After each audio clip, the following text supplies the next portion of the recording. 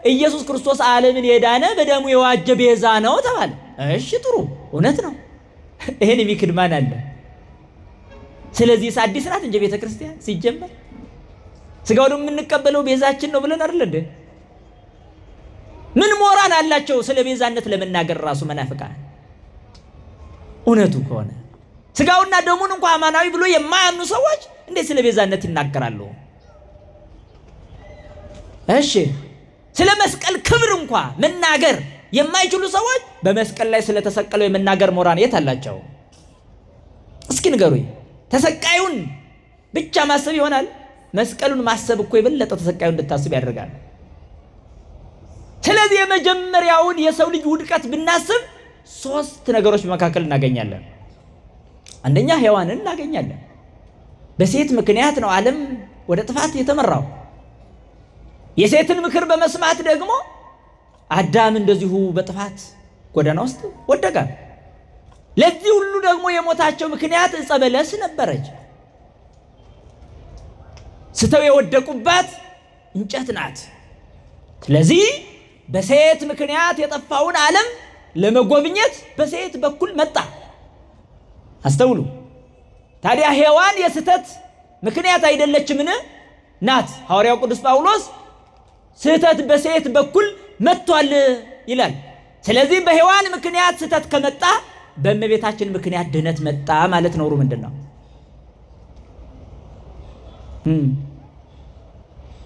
ዓለም በሙሉ በኃጢአት የተገዛው በሴት በኩል ነው። ስለዚህ ዓለምን ሊዋጅ የመጣውን በሴት በኩል አደረገው። ስለዚህ እኮ ነው የሔዋን ምትክ ሁና መጣች ነው፣ አንጻር ሁና። ስለዚህ ሔዋን የጥፋታችን ምክንያት፣ እመቤታችን የመዳናችን ምክንያት። ይሄ እኮ ነው አንጻር ቤዛነት። ቤዛ ማለት ምትክ ማለትም ጭምር ነው። አያችሁ? ቤዛ ማለት ምትክ ማለት ነው። ፈንታ፣ ስለ፣ መዳን፣ ማዳን የሚለው ሁሉ ትርጉም ያዘለ ንግግር ነው ይሄ። ጫማ ለእግር ቤዛ አይደለም እንዴ እናንተ ሞኞች? ልብስ ስለገላ ቤዛ አይደለም እንዴ? ኮሌላ ቀርቶ ቤዛ ማለት እኮ አንተን ሊወጋ የነበረው ሰው ጫማህን ይወጋል። አንተን ሊመታ የነበረ እንቅፋት ጫማህን ይመታል። ጫማ እንኳን ቤዛ ተብሎ የመጠራት እኮ ሞራን አለው። ለምን? እግርህን ስለጠበቀ። አንተ ሞኝ ይሄ ስያሜ አሁን ከብዶ ይታየዋል ሰው ልጅ። ዓለምን ለማዳን ደሙን ካፈሰሰው ከክርስቶስ ጋር የሚነጻጸር የፍጡር ቤዛነት ማን ተናግሮ ያውቃል? ለምንድን ነው የሚወረፉት? ነውር አይደለም? ያለ ስም መስጠት፣ በስም አጥፊነትስ አይጠየቁም እነዚህ ሰዎች? በመስቀል ላይ የተሰቀለውን የክርስቶስን የማዳን ስራ ከፍጡር ጋር አመሳስሎ የሚያውቅስ ማን አለ? ስለዚህ ነው በሔዋን አንጻር እመቤታችንን እናገኛለን፣ በአዳም አንጻር ደግሞ ክርስቶስን እናገኛለን። መጀመሪያ ወንድ ሴትን ያለ ሴት አስገኝቶ ነበርና ሁለተኛ ሴት ደግሞ ያለ ወንድ ወንድን አስገኘች። ምስጢሩ ያ አዳም ያለ ሴት ሔዋንን አስገኘ፣ እመቤታችን ደግሞ ያለ ወንድ ክርስቶስን አስገኘች። አንጻር አይደለም ይሄ? ወኮነት ፈዳይተ ዕዳሃ ለሔዋን፣ እመቤታችን የእናቷን የሔዋንን ዕዳ ከፋይ ሆነች አላለም ቅዱስ ዮሐንስ አፈወርቅ? ከሊቁ ዮሐንስ አፈወርቅ የሚበልጥ እንዲሁ አሁን የተነሳል ነው። እረተው እናንተ። የእናቷን የሔዋን ብድር ከፋይ ሆነች አለ። የማን ብድር? የሔዋን። ምን አይነት ብድር? ያለ ሴት ከወንድ ተገኝታ ነበርና ሔዋን። ስለዚህ ሔዋንም ከአዳም ጋር ለመስተካከል ያለ ወንድ ወንድ ማስገኘት ነበረባት። የወንዶች ዕዳ በሴቶች ላይ ነበረ። ይህ የተከፈለው በድንግል ማርያም ነው። ያለ ወንድ ወንድን ወለደች። ያለ ሴት ሴትን የወለደ አዳም ባመጣው መዘዝ ዓለም በሙሉ ተጎሳቆለ። ያለ ወንድ ድንግል ማርያም በወለደችው በክርስቶስ ደግሞ ዓለም በሙሉ ወደ ክብር ተመለሰ። ይሄ ነው የምናወራ ያለ። ዓለምን የሚዋጅና የሚያድነው ደም ከሷ የተነሳ ነው፣ ከሷ የተከፈለ ነው። ስጋ ይዞ አልመጣም፣ ደም ይዞ አልወረደም። የዚህ የአዳኙ እናት እሷ ናት ነው እያልን ያለ ነው። ከሷ የተከፈለ ስጋ መለኮትን ተዋህዶ አምላክ ሆነ፣ የአምላክ እናት ሆነች። እናንተ ሞኞች የአንዲት ሀገር ጠቅላይ ሚኒስትር እናት እንኳን ምን ያህል ልትከበር እንደምትችል አታውቁም? ምን እንዴት ሰው አይምሮ ቢጠም ነው ነገሩ። ዲያብሎስ ፍጹም ጥላቻን አይምሮአቸው ላይ ያሳድርባቸዋል። ለዛ ነው መነቃቀፍ የሚወዱት። ተመልከቱ። ከዛ በኋላ የአዳምና የሔዋን በዕፀ በለስ የመውደቅ ምስጢር ነበረ። ክርስቶስ አሁንም በሴት ምክንያት የመጣውን በሴት በኩል ሊሽር ስለወደደ ከሴት ተወለደ። በዕፀ በለስ ምክንያት የገባውን የዓለም ሞት በእንጨት በኩል የገባውን በዕፀ መስቀል በኩል አስወገደው። በመስቀል መስቀል እንጨት ነውና ከተሰቀለበት በኋላ ግን ክቡር መስቀል ተባለ። እስመ አንጠብጠበ ደመ ቃል ኢሃማሚ በባህርየ ሥጋ ሳመ።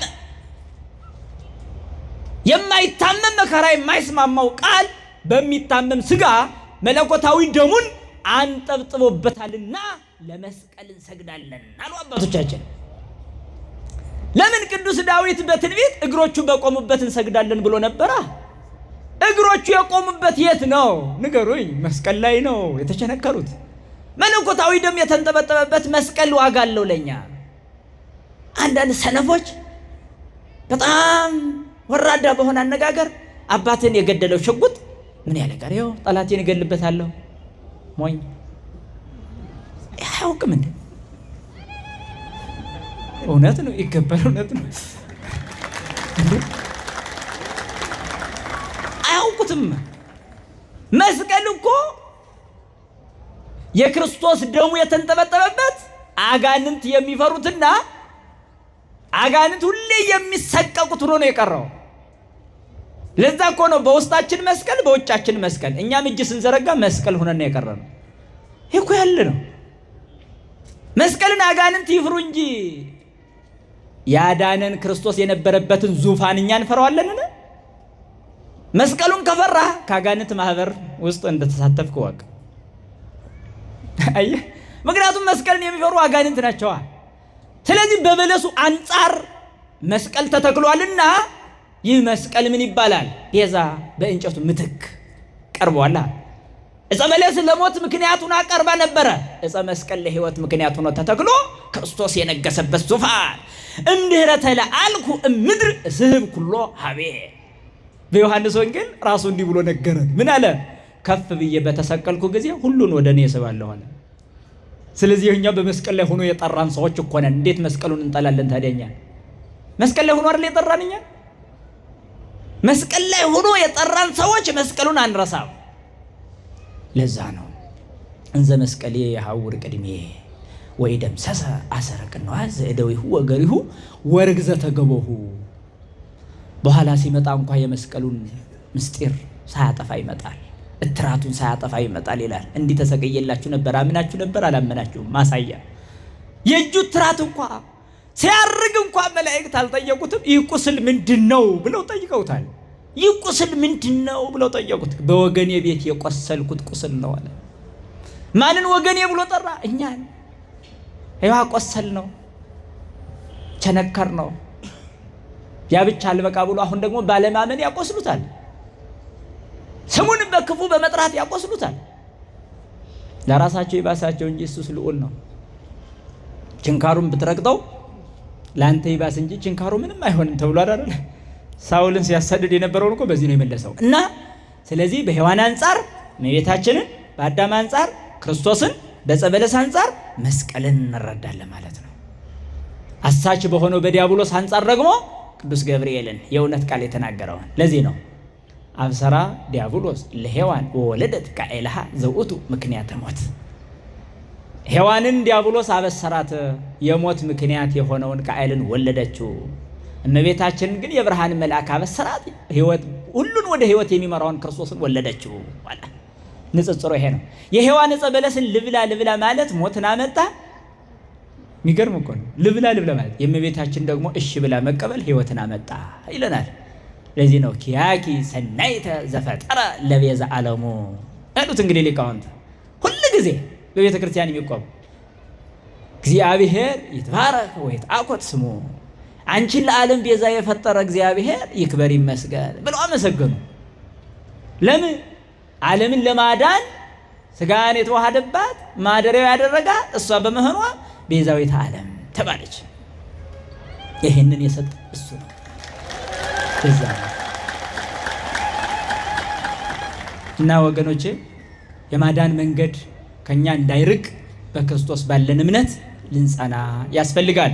አዲስ ክርስቶስ የሚነግሯችሁ ካሉ ግን አይተው በሏቸው። ተው እናውቀዋለን በሉት። እናውቀዋለን በሉት። ኦርቶዶክሳዊት ቤተክርስቲያን ያላስተማራችሁ ክርስቶስ እናንተን የሚሰብካችሁ ሊኖር አይገባም። አንቡ፣ ተሳተፉ፣ ቅዳሴውን ስጋ ወደሙን እርግጠኛ ነኝ ስጋ ወደሙ ተቀበሉ። ያን ጊዜ ነው ክርስቶስ ማን እንደሆነ ግልጽ የሚሆነው ለኛም። አለበዚያ ግን ከመናፍቃን አንሻለም እንዴ እና እንደዚያ ነው ማለት ነው። ተግባባን አይደል? ለእግዚአብሔር የሚሰጥ ለፍጡራን ተሰጥቶ ብናገኝ ስሙ አረዳዳችን ግን ልክ ነው። አንድ አይነት ነው እንዴ? ለምሳሌ ሐዋርያው ቅዱስ ጳውሎስ እግዚአብሔርን ብፁዕ ብሎ ይጠራዋል አይደል? ታዲያ አሁን አባቶቻችንን ብፁዕ አቡነ ገሌ ብለን አንጠራም እንዴ? ታዲያ እንዲህ ማለት አንድን ጳጳስ ከእግዚአብሔር ጋር እኩል አረግን ማለት ነው አይደለም። አያችሁ፣ ክርስቶስ መምህር እንላለን። ከዛስ አስተማሪዎችም ሁሉም በዚህ ዓለምም መምህራን አሉ። ታዲያ የኛ መምህርነትና የክርስቶስ መምህርነት አንድ ነው ማለት ነው? እሺ፣ ክርስቶስ ንጉሥ እንለዋለን። ታዲያስ በዚህ ዓለም ያሉ ነገስታትን መገሌ ንጉሥ ብለን ስንጠራ ኖረናል። ታዲያ በዚህ ዓለም ያሉ እንደና አፄ ኃይለ ሥላሴ ንጉሥ ተብሎ ቢጠሩ እኩል ነው ማለት ነው አይደለም። ሙሴ አምላክ ተብሎ ተጠርቷል። ረሰይኩከ አምላኮ ለፈርዖን፣ የፈርዖን አምላክ አድርጌሃለሁ ይላል እግዚአብሔር ነው ያለው። ሙሴ አምላክ ተብሎ ተጠራ ማለት እግዚአብሔር አምላክ እንደሚባለው ማለት ነው አይደለም። አያችሁ፣ ስለዚህ ነው ለእግዚአብሔር የሚሰጥ ስም ለፍጡራን ተሰጥቶ ብናገኝ እኩል አይነት አረዳድ ከተረዳን ጉድጓድ ውስጥ እየወደቅን ነው። ይሄ ነው የእውቀት ማነስ የሚፈጥረው ነው ይሄ እንጂ ለእግዚአብሔር የተሰጠ ቅዱስ ቢል ክቡር ቢል ምን ቢል ለእግዚአብሔር የተሰጠው ለፍጡራን ተሰጥቶ ስናገኝ እኩል አረዳድ እኩል ምስጢር እንዳልሆነ ማወቅ መረዳት ያስፈልጋል ማለት ነው። ለነበረን ጊዜና ሰዓት አምላካችን የተመሰገነ ይሁን። ይቆየ